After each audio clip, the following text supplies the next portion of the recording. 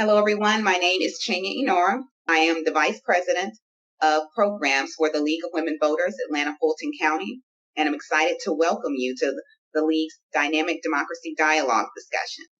Today's panel discussion is very sacred, and it has a lot of historic meaning to it because today is the 100th anniversary of the ratification of the 19th Amendment, giving women the right to vote.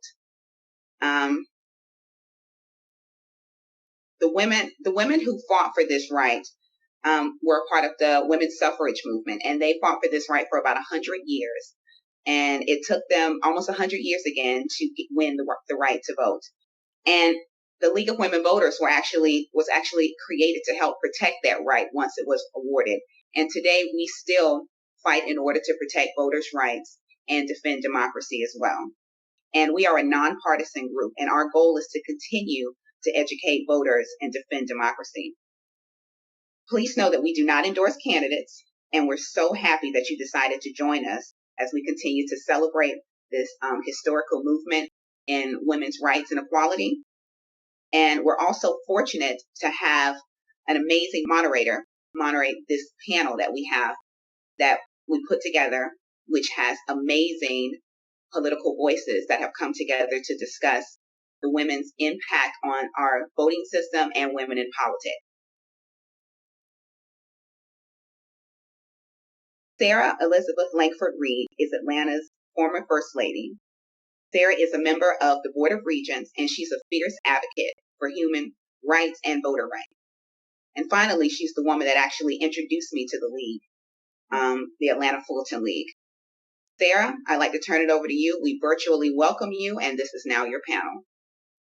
Thank you, Chinye. Thank you for having me and allowing me to moderate tonight. Thank you to the League of Women Voters, and thank you and welcome to everyone who is watching at home.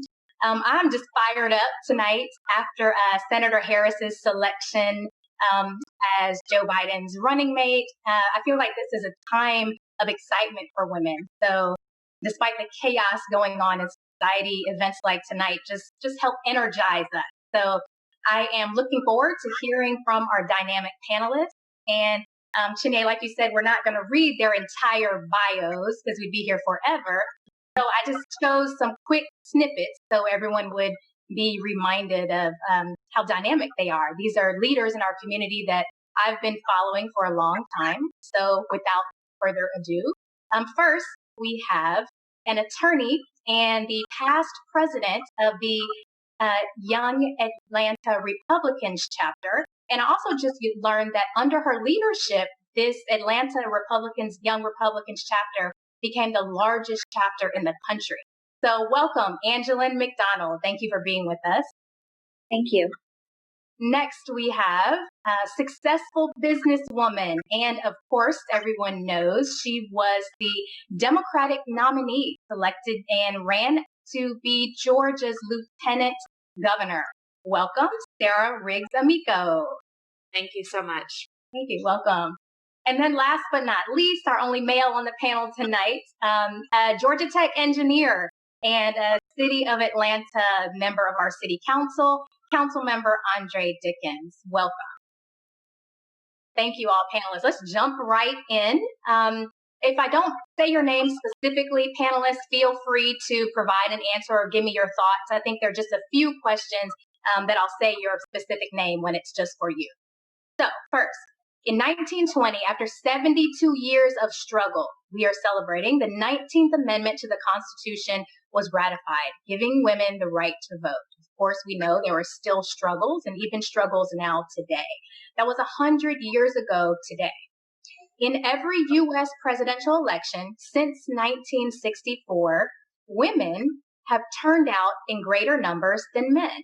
And since 1980, the two genders have really differed in their preferences at the ballot box. Women typically tend to choose candidates more from the Democratic Party, and then men choose typically more candidates from the Republican Party. This really has become a defining feature in politics and even more pronounced under this current administration. Panelists, I really want to hear your thoughts on why you feel men and women have diverged and also what this means for elections to come.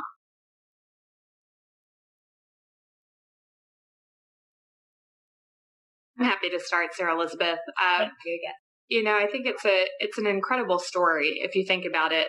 71 years between the Seneca Falls Convention in 1848 and the passage in Congress of the 19th Amendment, and then, of course, a full year later, the ratification. But we know that was a necessary but not sufficient condition for all women to have equal access to the ballot box. In fact, it would be virtually another half a century before Black women began to have the franchise in the same way. And we see today still among Indigenous, Black, and communities of color a tremendous amount of disenfranchisement. So I think when you put all of that in the perspective of your question, what you're talking about is representation and who's fighting for you, who looks like you, that has a seat in the decision-making table. And part of, I think, that divergence between men and women along partisan lines is just representation. Here in Georgia, we have 13 statewide elected offices, executive offices, all of which are currently held by Republicans. And right now, 12 of the 13 are men. In fact, all of them are white. And if you look in the state Senate, where there were 2 women in the GOP caucus and one of them is leaving the Senate, I think it's just very hard for women to see themselves sometimes in that party. And it's devastating when less than 5% of our federal legislature are women of school-age children. It puts into context why we're having such a trouble, especially during the COVID pandemic, with things like affordable childcare and reopening the economy, looking at paid leave. This is really a question of representation. And I think as you start to see more of yourself in a party, perhaps people identify more there. Hi, I'd like to respond to Ms. Amico, if I may. Yes. Hi, thank you so much for having me on this panel. It's a tremendous honor to be here tonight. And I was attacked a moment ago by some very aggressive fruit flies. So if you see me swatting, I forgot for a minute that I was on camera, but I didn't want you to think that okay. I was gesturing at you. I will try to remember myself. But I think it's a great question. I think it starts in the 80s. I believe it was 1980 was the year when the Republican Party took clear positions. And the Democratic Party, Republican Party took clear positions against, and the Democratic Party took clear positions for the Equal Rights Amendment. And of course, I think it's difficult to have the conversation about women's issues without talking about the issue of abortion. And I think that Democrats have positioned that as a matter of women's rights, equality, reproductive justice, are terms that are often used by Democrats to talk about the issue of abortion. And I think that resonates with a lot of women. However, the conservative position, and I don't want to make this a discussion about abortion, but I just think it's something that you have to acknowledge as being a clear distinction between the two parties. And the Republican position about the value, the innate value of human life and of all human life from conception to natural death is a message that Republicans have been working and need to work more toward justifying and explaining to women how this is really a pro-women position. And I think at this point right now, I'll tip my hat. The Democrats have done a better job of appealing to women in the way that they talk about this particular issue. And I think that that's responsible for a lot of the divide, particularly a lot of the resurgence of women's movements and women's marches here recently. Thank you, Angela. And this question kind of just follows naturally in with that. I'm so glad you're here to give different perspectives. This is specifically for you. In 1928, with her appointment to the West Virginia State House of Representatives, Minnie Harper, Republican, became the first Black woman in state legislature. So just want kind of more of your thoughts on how you think women have contributed specifically to the conservative movement. Well, Sarah Elizabeth, thank you so much for that question. And I think we all can agree that women are the ones who do the lion's share of the work in any party or any event. And that's certainly been true with the Republican Party and in the conservative movement, going all the way back to the inception of the Republican Party in 1854, there were women who attended the founding meeting of the party in Wisconsin. And as a matter of fact, in 1872, the first official recognition of women in a major party platform was in the Republican Party platform. And then the 19th Amendment was initially introduced by a Republican in Congress. He was a man, but his wife, Ellen Clark Sargent, was a leading voting rights advocate and a friend of Susan B. Anthony, who was the one who requested that he introduce the 19th Amendment. I think you can see that Republicans have made contributions both in the beginning and then throughout the history of the Republican Party. The first woman to have her name placed in nomination for president by either major party was a Republican. That was in 1964, and she came in second to Barry Goldwater at the Republican National Convention. And then you've seen in recent years Republican presidents such as Ronald Reagan and both Bushes have appointed many women to high positions, significantly Dr. Condoleezza Rice as U.S. Secretary of State. And of course, we had a Republican candidate run for vice president in 2008. And I think that the contributions are many, and we'll just keep continuing. So happy to share a few of those this evening. Thank you.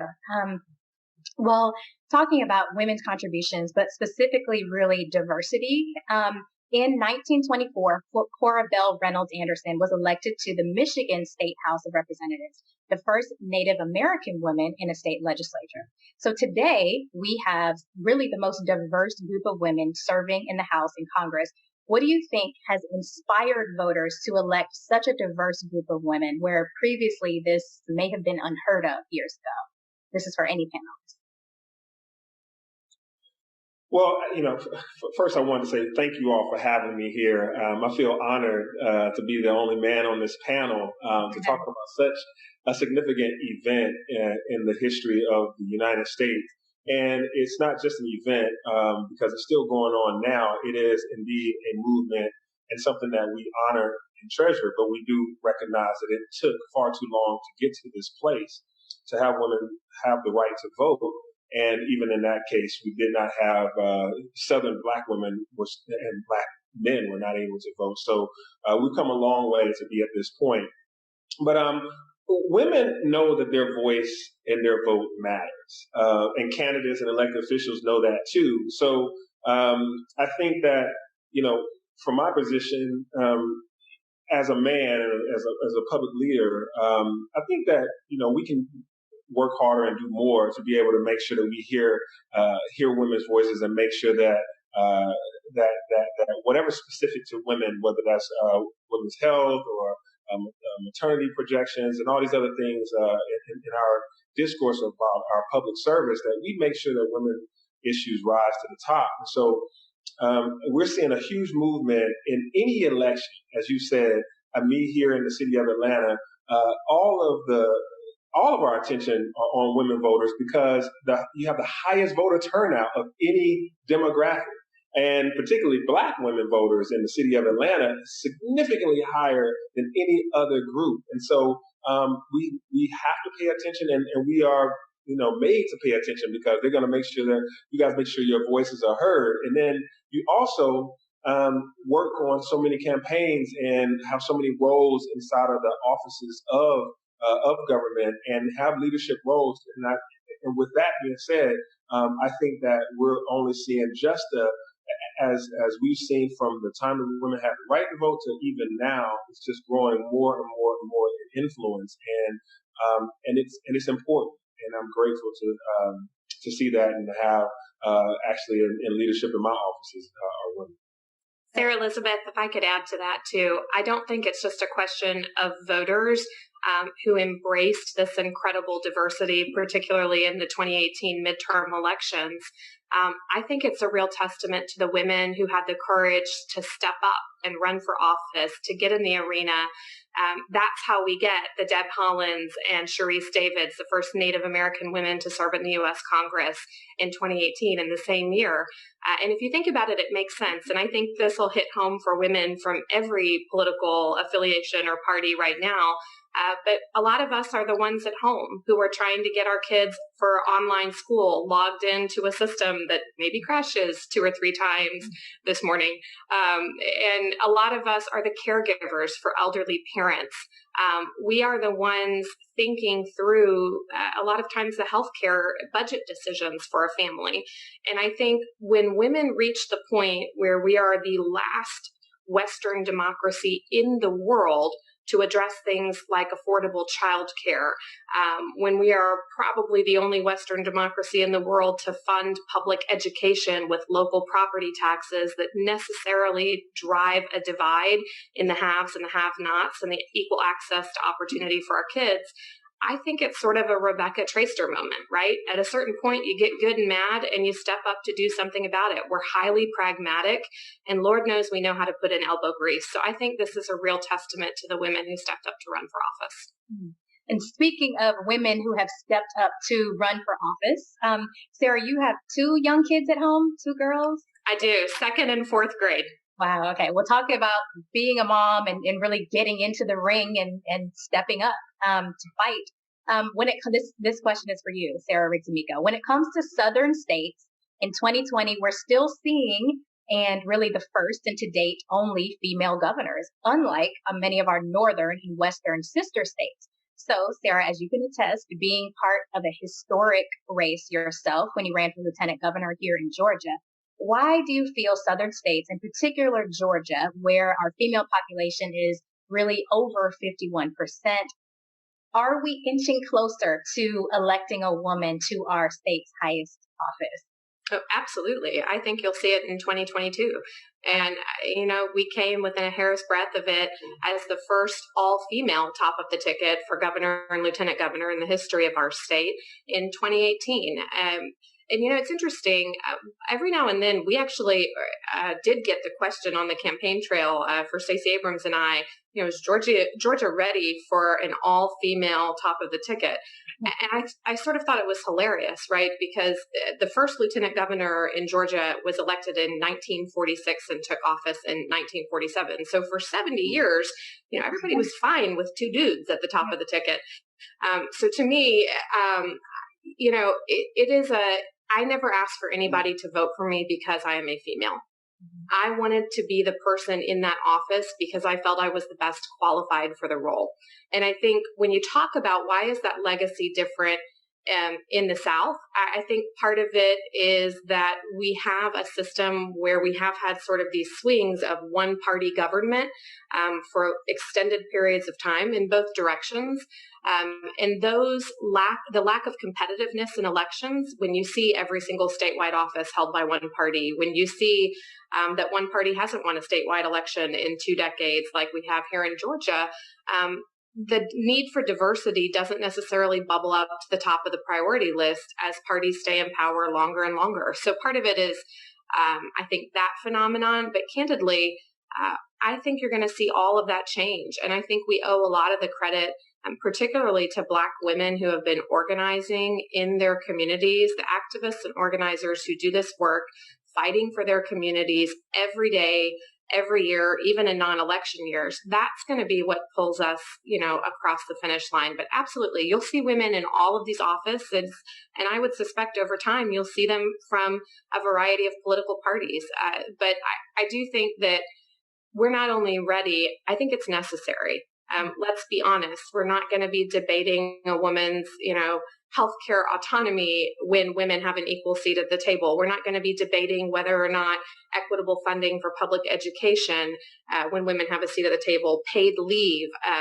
Reproductive justice isn't just about, abortion rights. It's also the right of every mom, every parent to raise and parent their child in a safe environment. And it's impossible to say we've achieved that right now when you have people like Ahmaud Arbery who are out for a jog and murdered for nothing other than the color of their skin. And so you want to fix some of these problems, get affordable health care, put a bunch of moms and women at the table. No offense, Councilman.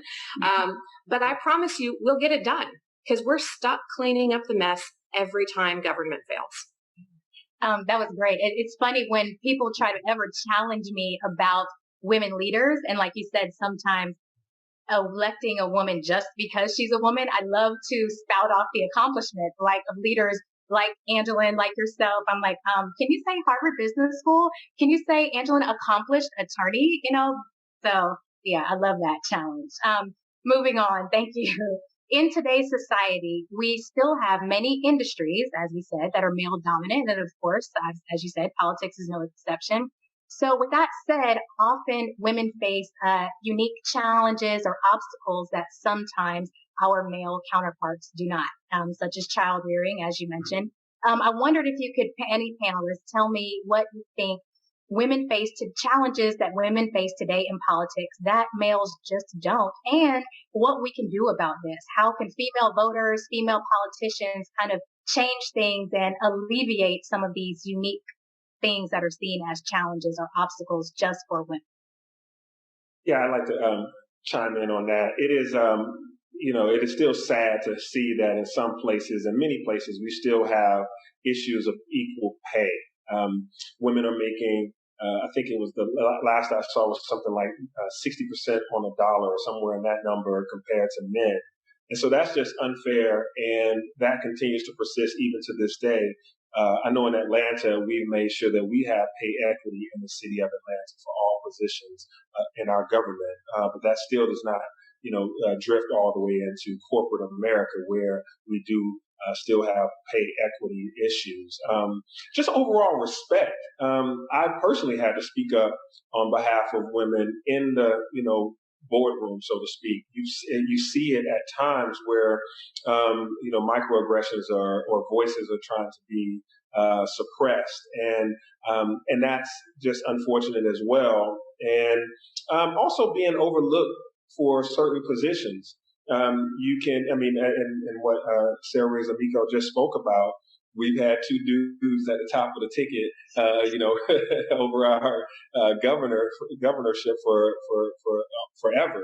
And so being overlooked now is still a thing that I think we're going to get past soon, because when women are in these positions, when they're elected, they really, really do a great job. Right now, we have 9 governors that are women in the United States, and just about all of the territories, from Puerto Rico to Guam, and of course, District of Columbia, are being run by women. But those that I mentioned before are some of the challenges that women face. And then let's be honest about it. Sexual harassment still occurs, and that's unfortunate. So there used to, I've heard some statements about women take care while men take charge. Heard that in some kind of old school anecdotal, crap, for lack of a better word. But this is where women's ability to lead has come into question. But then every time women have been in leadership, they've stepped up and done a fantastic job and served their constituents well, or served their corporations well. So I believe that this too shall pass. But right now we have to shed light on it and focus on solutions towards making sure that those things are in the past. Thank you, Councilmember, for being an ally. It's so important to have strong men like you as allies. And you said women take care. I'm like, women take care and take charge. Take charge, yeah. This question is about really our country cherishing and not taking for granted the Black female vote. In 2017, of course, Doug Jones won Alabama's special Senate election. 98% of Black women voters voted for him. The Black female vote decided that election, and this is often the case in our democracy today. Many women, like Ida B. Wells, played a vital role in the women's suffrage movement. So can you tell me, panelists, how you think the Black female vote has become so powerful? And is our country, perhaps now with Senator Harris at the top of one ticket, is our country ready to take it seriously and not take it for granted? Any panel? Well, okay, I can answer. So one, Doug Jones ought to just show up to every beauty salon in Alabama. He ought to he needs to just thank God for Black women. And he did verbally, and I think he probably did a tour, but he needs to, every day he needs to do that. He owes everything to Black women in Alabama. And I would dare say that here in Atlanta and other places, if you're a Democrat, if you're running for office, you know the power of the Black female vote. Black women have turned out in higher numbers. And I'm looking right here in the 2012 election, 2018 election, Black women had the highest voter turnout, 70%, 68 and 70%. It doesn't get much better than that. I mean, that's like almost all when you consider, some of the barriers that have been put into place to try to have voter suppression, long poll lines, and then just opportunities at work to be able to get off work and be able to get back to work with a boss that might try to, reduce the opportunities to go vote. So women have decided most important elections in the last 60 years, but I would say that Black women have decided a lot of these votes, a lot of these elections that we're seeing currently. And when you think about, as you said, Ida B. Wells playing a vital role in the women's suffrage movement, Black women have been there at the very forefront of fighting in causes that sometimes they couldn't be the beneficiary of immediately, but in the by and by, later down the road, they will see the benefit. And so I think it's important that no one ever underestimates Black women's ability to show up when needed and show up and show out. And Doug Jones is just one in a long line of elected officials that owe their position to Black women. Thank you. I'd like to chime in. Yes, please. Okay. And thank you, Councilman Dickens, for that perspective. I totally agree with you. Doug Jones is a perfect example of the power of Black women as an electorate. And I know that it's already been mentioned a couple of times on the panel, but we really can't talk about women's suffrage without talking about the contributions of Black women such as Sojourner Truth to the women's suffrage movement, even when Black women would not be fully enfranchised until nearly half a century after the passage of the 19th century. And I think it's really important that we acknowledge while we're here celebrating this historic day in our nation's history, and the 19th Amendment was a major milestone for women, but it did mainly benefit white women at the time because many women of color weren't able to vote until decades later. And I think it's so important that all of us here focus on that, because a lot of the names that you hear as leaders in the women's suffrage movement, such as Susan B. Anthony and Elizabeth Cady Stanton, are white women, but we could not have accomplished what we did without Black women, and how much more heroic were their efforts when they knew that they might not and would not be able to take advantage of the work that they achieved in their own lifetimes, but paved the way for future generations. Thank you. And if it's okay, I did also want to say something in response to the previous question, if we have time, regarding the different challenges and obstacles that women face in politics. Yes. Oh, thank you. So I read an article a few months ago. The headline was something like, young men support women's equality, but they still don't vacuum. And it's kind of funny, but what it went on to say, and it was backed by some data, is that most millennial men and men in Gen X are happy for women to work and to share in the financial burden of running a home, but many of the same men are not willing to share in domestic burdens. So you're actually leaving modern women with more responsibility than some of their mothers and their grandmothers. And just anecdotally, in my own life, I haven't experienced that because I have a wonderful husband who supports me, and also he shares in everything with me. But it anecdotally from other women that I know, I think that we do see a lot of that as a challenge for women, that we're just asked to do so much. And we want to do so much, and we feel a responsibility. We want to have a career, but we aren't going to abandon our responsibilities in the homestead. And so I think that is a burden on women, just, the superwoman syndrome, that we face. And then also, somebody brought up the issue of sexual harassment, and I think it's so important to talk about this, and it's important for both parties to talk about it, and I think it's very important for Republicans and Democrats and across even in nonpartisan circles. The Me Too movement raised a very important issue, but it's not always something as horrendous as sexual assault. Sometimes the challenges are more subtle than that. It could be a woman attending a political event and a man puts his hand on her waist or touches her back for too long. Most people, I think, by now have gone through sexual harassment trainings at work, and they understand in the office that unwanted touching is not appropriate and not acceptable, and there can be consequences for it. But I don't, in my experience, I haven't seen that knowledge really quite reach into these quasi-professional settings and political events. And I'm sure it's outside of politics too, but I'm talking specifically about politics because that's the topic that we're on, and that's where we're talking about women getting involved and running for office and taking on leadership roles. And so it creates an awkward situation if you're at an event and a man does something, he crosses the line, but it's not as significant as sexual assault, but he still crosses the line. And then the burden is most always on the woman. It's like, do I say something to let him know that wasn't okay? Will I make a scene? What if he's older than me? What if he is more influential? Will it hurt my reputation? Is it going to be worth it? Maybe it would be easier just to let it go. And I think that's a real tragedy that is still occurring.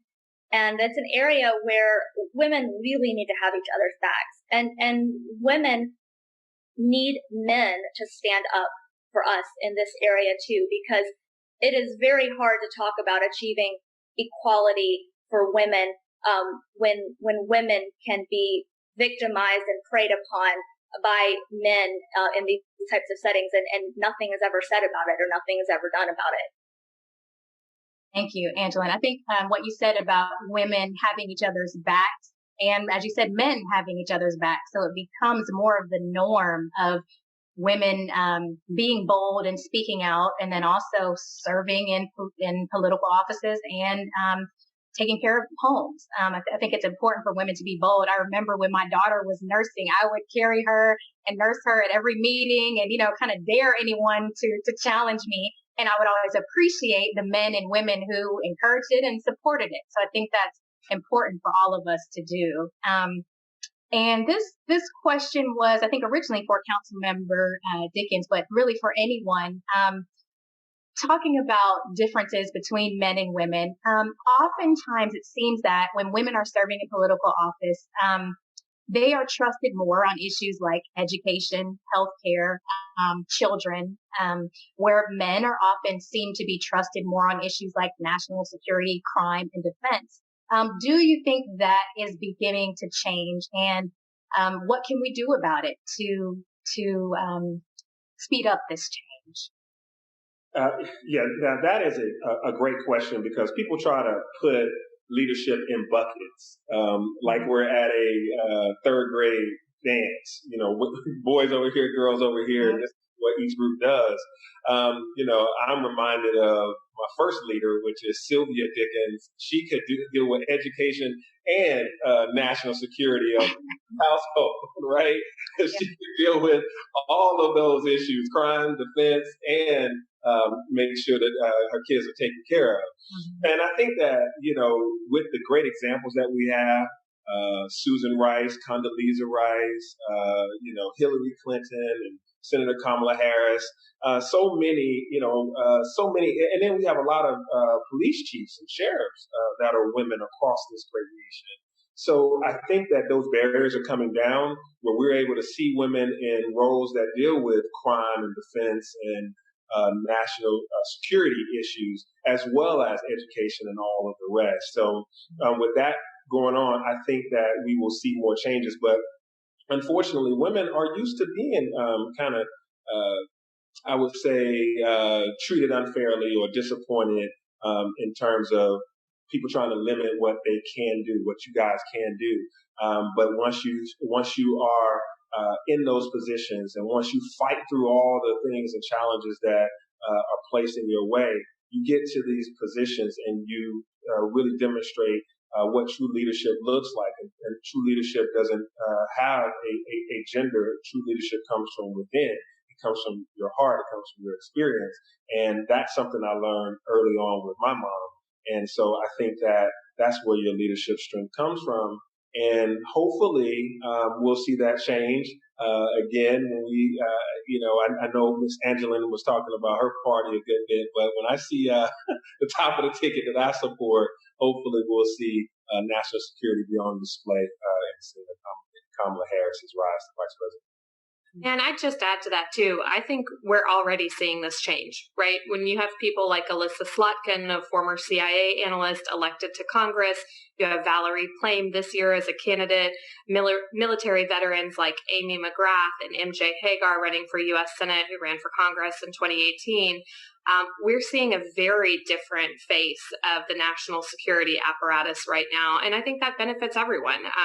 We're also seeing people like Dr. Al Gross running for Senate in Alaska, an independent candidate who has a master's in public health and is an orthopedic surgeon, if I remember correctly. So I would argue that he has an excellent perspective on healthcare. So I think that the gender divide is a bit of a construct that comes from really the people who've run.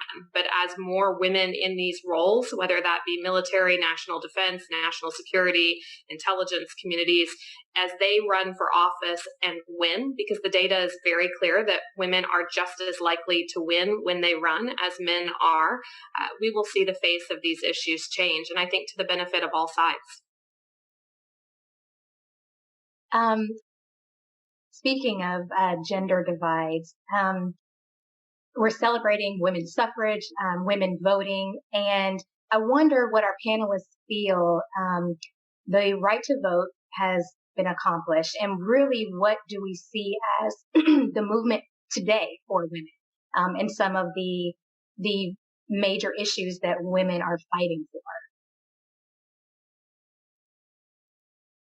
Well, if I can start here, economic justice. Councilman brought this up earlier. We've all alluded to it, but right now, Georgia, as of December in 2019, was 50th out of 50 states in the wage gap for self-employed women. So literally dead last in the country for women entrepreneurs, self-employed women, about a 23% pay gap. Just to put it in perspective, that amounts to around $18,000 a year, or over the course of a 40-year career, just over $720,000. And if you take into account that 62% of women-owned businesses in the state of Georgia are owned by women of color, we really start to see the foundational gap in how wealth is accumulated and transferred. You know, the wealth gap between, for example, Black and white families today is literally the same as it was when the Civil Rights Act was passed. $171,000 for white families versus $17,000 for the median Black family. And that is largely driven by that foundation of the wage gap. Here in the state of Georgia, for Black women, that number, as the councilman said, around 64 cents on the dollar to what a white man would make in that same job. But for Latina women in our state, it is 48 cents on the dollar, wow. Less than half of what a white man in the same job would make. And as a mom to two daughters, who, as far as I'm concerned, can be astronauts or presidents or homemakers as they choose, I do not want to leave this mess to them. So for me, it is the fight for economic justice and equity that has to come first. Equal pay for equal work, economic security, access to capital, seeing the venture capital and private equity communities evolve to look more like this country and to invest in founders and startups that look more like this country. Women, you cannot bring back and revitalize the American economy post-COVID if half of our population is left on the sidelines in a model that hasn't worked ever, but certainly feels like we're going back to 1950. So I would put the fight for economic justice and equity first. And this next question, and this will be our last question, and then hopefully we can turn it over to President Hines and have some audience questions. Sarah, I feel like maybe you are the answer to this last question. The question is, how do you feel we can bring more young women into public service? And I say you because you're kind of leading by example, getting in the ring and fighting, but just want the panelists' opinions on how we can bring more women into public service. 3 steps. Number 1, recruit more women. When you ask, we will run. It needs to be intentional. Every political party in every state and municipality has a responsibility to be a part of this. So number 1, recruit more women. Number 2, listen to women. It's not just enough that 98% of Black women voted for Doug Jones and now he's in the U.S. Senate. Now that he's there, they need to be a North Star for him. So listening to women and to the issues we're dealing with. And then the last thing I would say is highly practical. But in 2018, a Democrat running for Congress in New York City, Long Island, named Luba Gretchen Shirley, asked the Federal Elections Commission to let her use campaign funds for childcare because she had given up her job to run for Congress, and she won, effectively changing the paradigm to where affordable childcare may not be an impediment to women who want to run for federal office. And now state legislatures around the country are taking up this cause and passing state level laws that enable women to use campaign funds in part for child care, which would close a major barrier to women running for office. So that's what I would say. Recruit more women, listen to the women who elect folks into office, and make sure that the laws are set up to address the specific needs of female candidates. Thank you. I'd like to add, and those are very thoughtful contributions and suggestions. I would like to add mentorship. I'm going to make this a little bit more personal, a call to action to each person on the panel, listening to the panel. I have had the benefit of strong female mentors, both in my career and in my personal life. And in my personal life, my mom is my number one, everything. But I was fortunate that early in my working life, I developed relationships with some strong and successful professional women who are involved in politics. And all of the female mentors in my life have made a big difference for me. I've spent a lot of time studying leadership and studying the differences between men and women. And I've learned in my own personal experience that men and women do have different styles of leadership.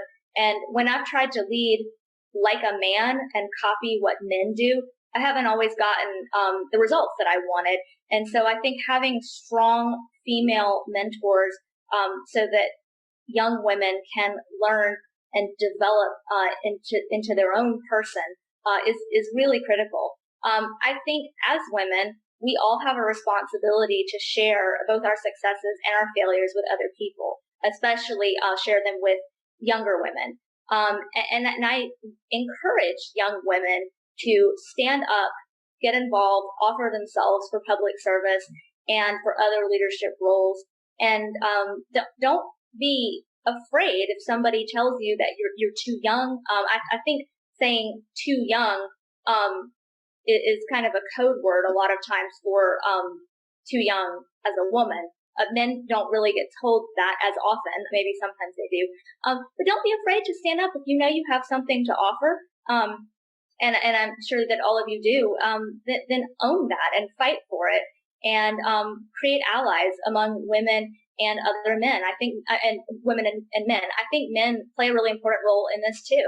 I owe a lot of my professional success to my grandfather because he was the model of who I wanted to be in business. But he supported me, and he never let me feel like I might be limited in anything that I wanted to do because of being a woman.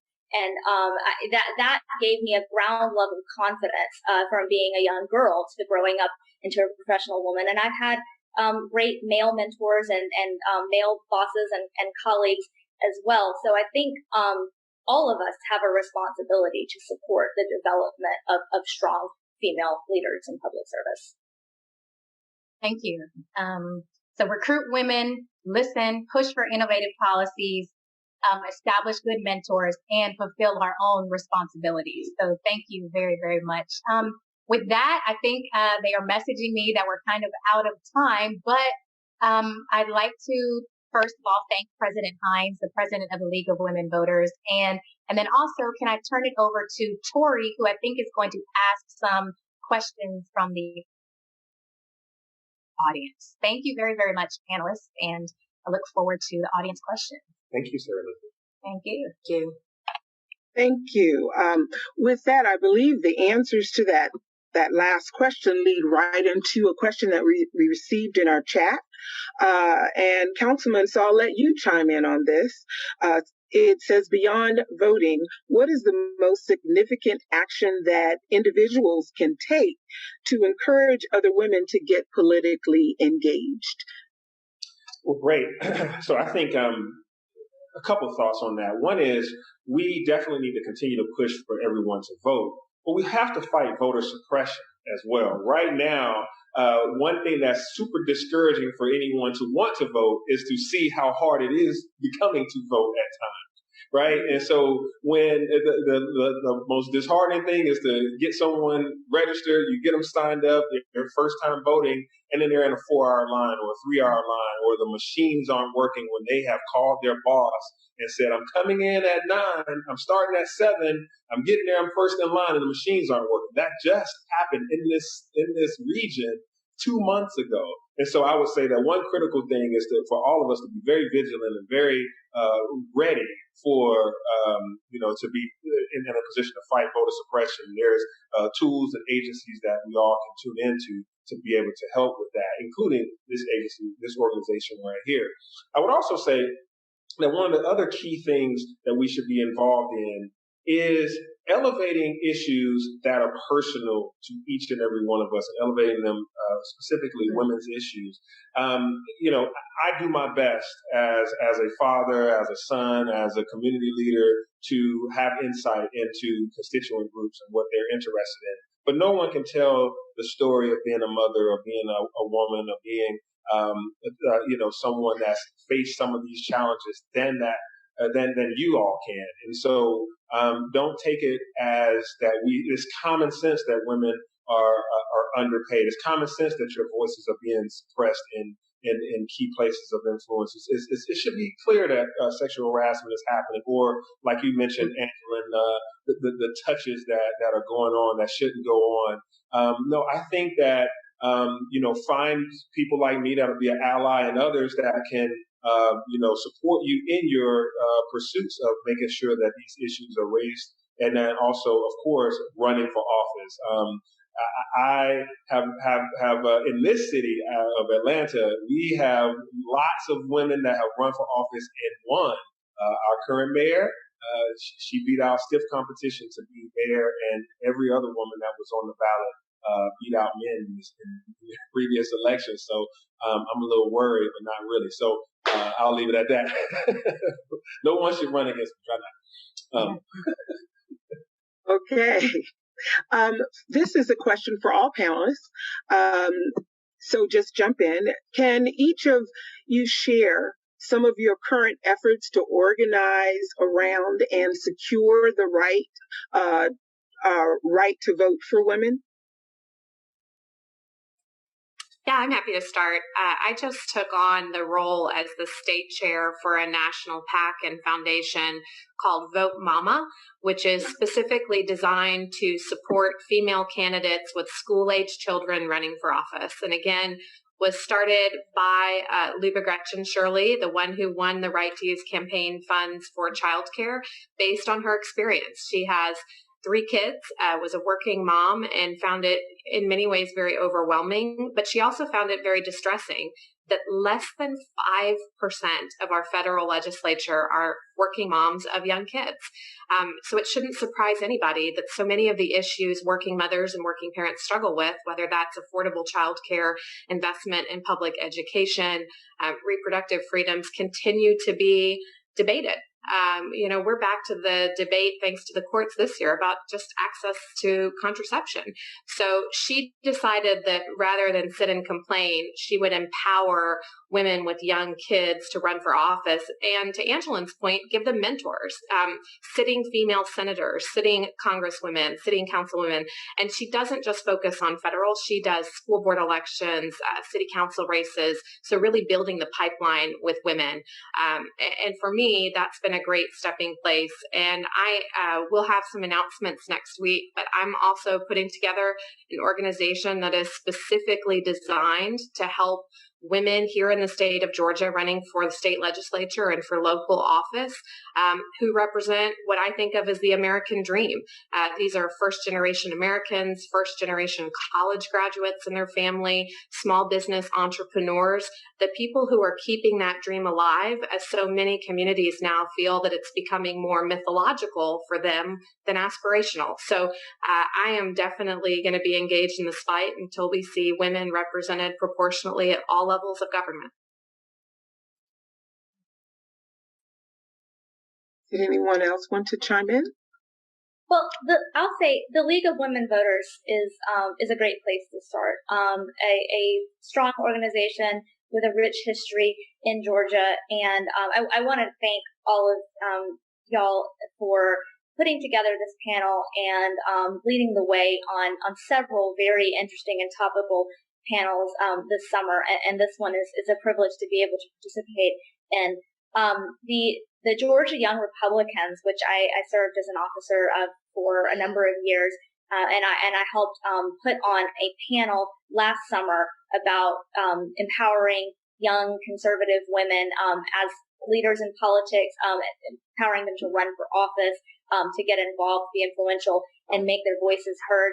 And I would just encourage any young woman watching this panel to contact your local political organization. I hope it's Republican, but if it's not, I want you to get involved too.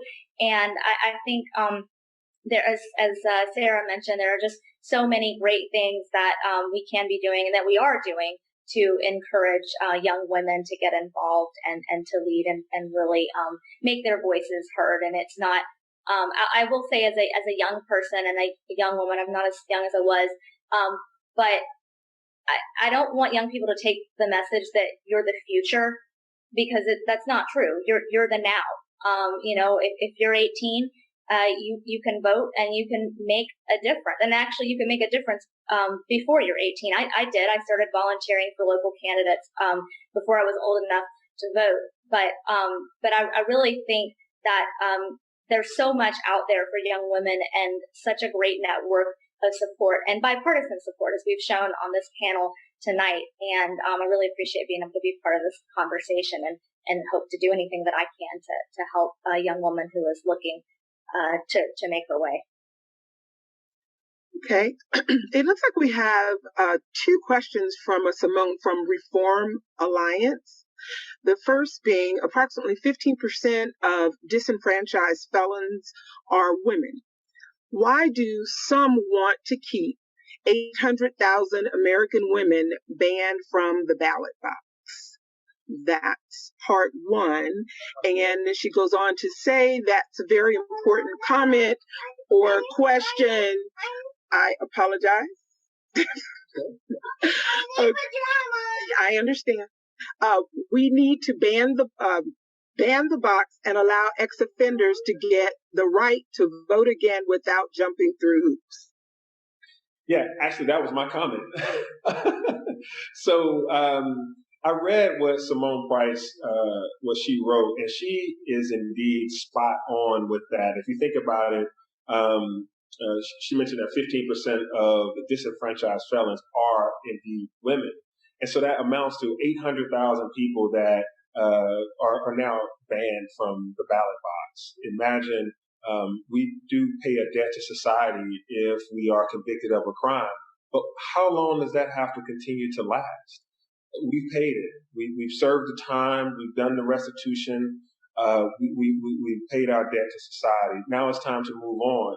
And I think that, when we want to stop recidivism, we ought to make people fully a citizen again, and that includes obtaining the right to vote, so they can participate, so their voice can be heard, and so that their vote can be heard and felt.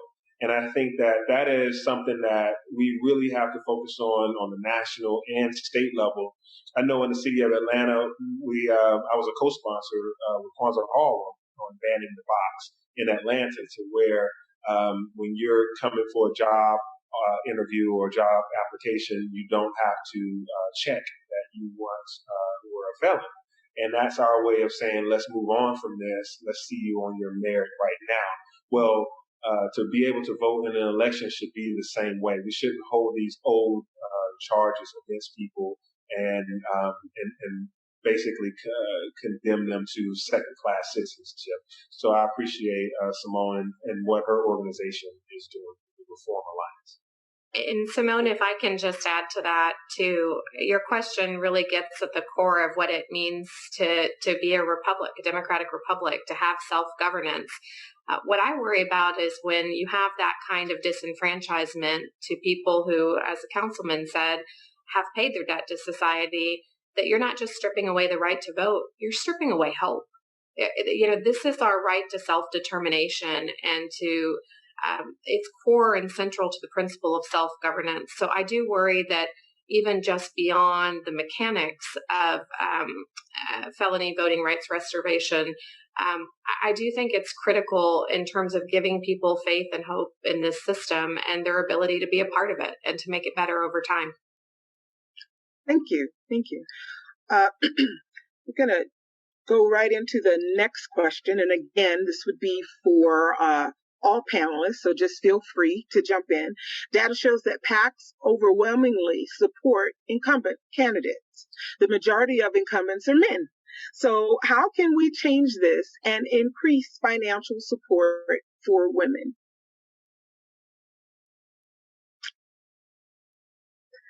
Don't all jump, So I'll say, so yes, data does show that. However, let's talk for a minute about a really impressive victory just last week by Fani Willis, a former assistant district attorney in Fulton County, who beat a six-term incumbent by more than 70% or she received more than 70% of the vote.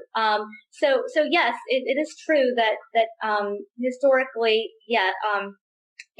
incumbents have an advantage, but that's not always the case. And I think that in the modern world, you see more and more through the power of really inexpensive tools like social media. And of course, in the COVID environment, a lot of campaigning has been relegated to virtual campaigning and digital campaigning.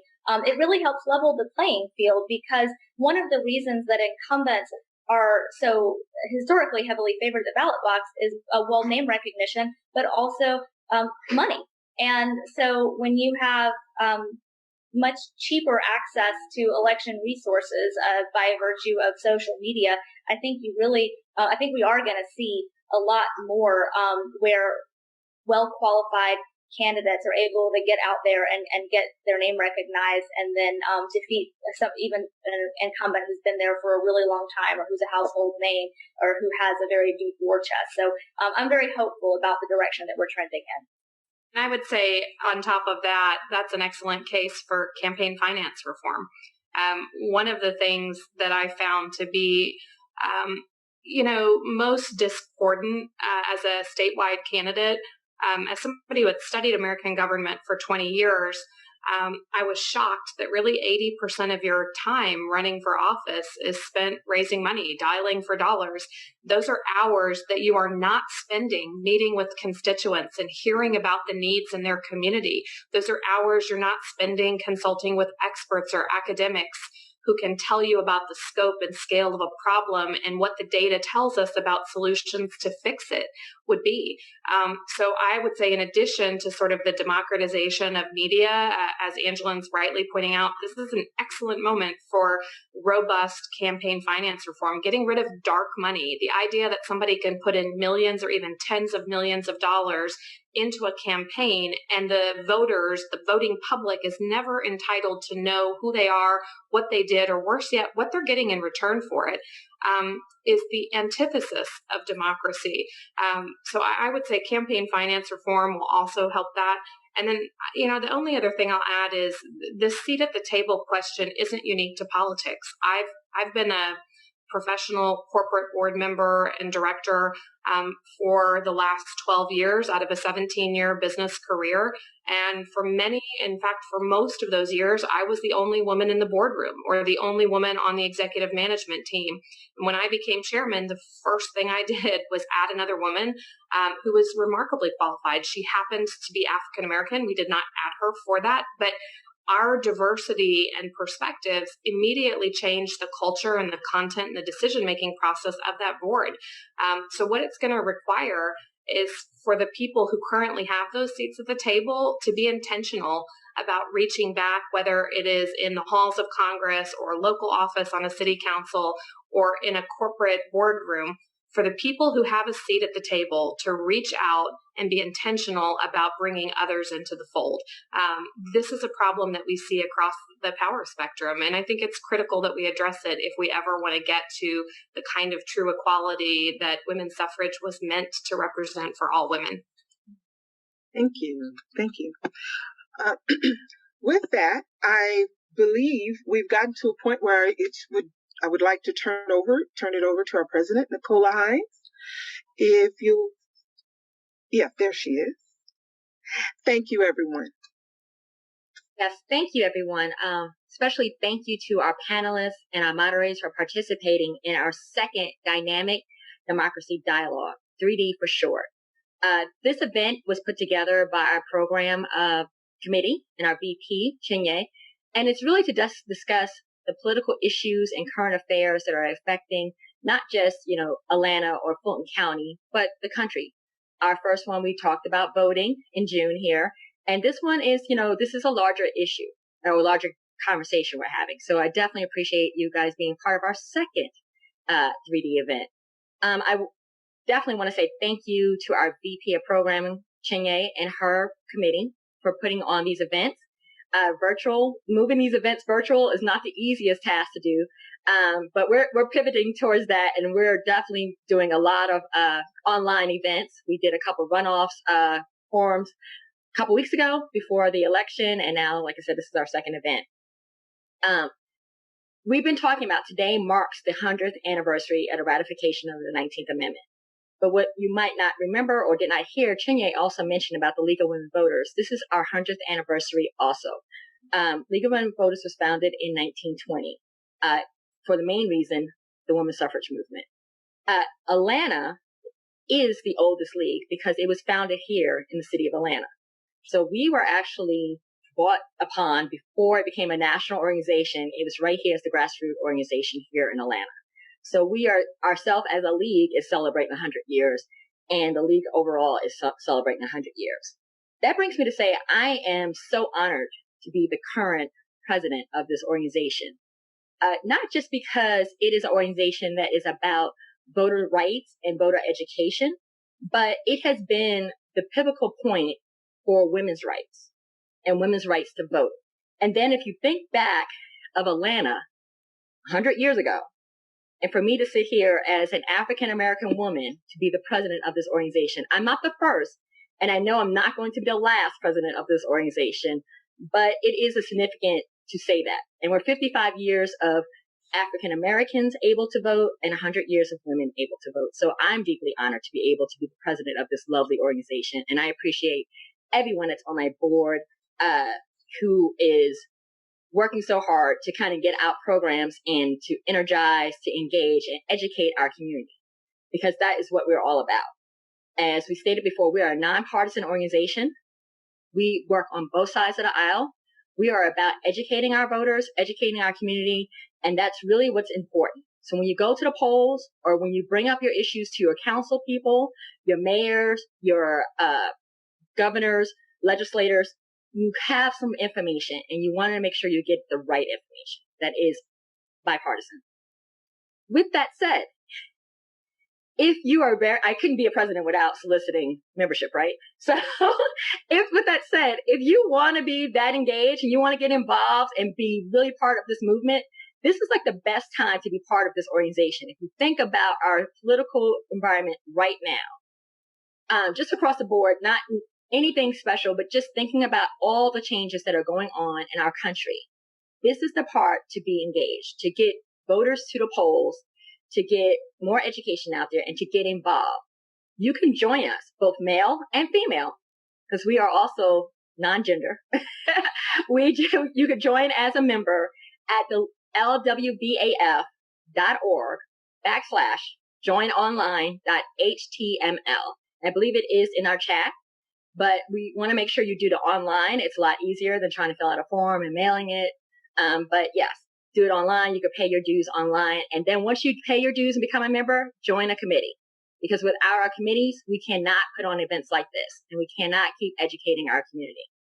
And that's really it. Once again, I just want to say thank you, each and one of you guys, for taking your, what are we at today? This is a Tuesday, sorry. With COVID, my days be running into each other. Tuesday evening and spending it with us. And really, it was really great. It was really informative. And I love everyone's perspective on this topic. So once again, thank you so much. And don't forget to join and become a member of League of Women Voters.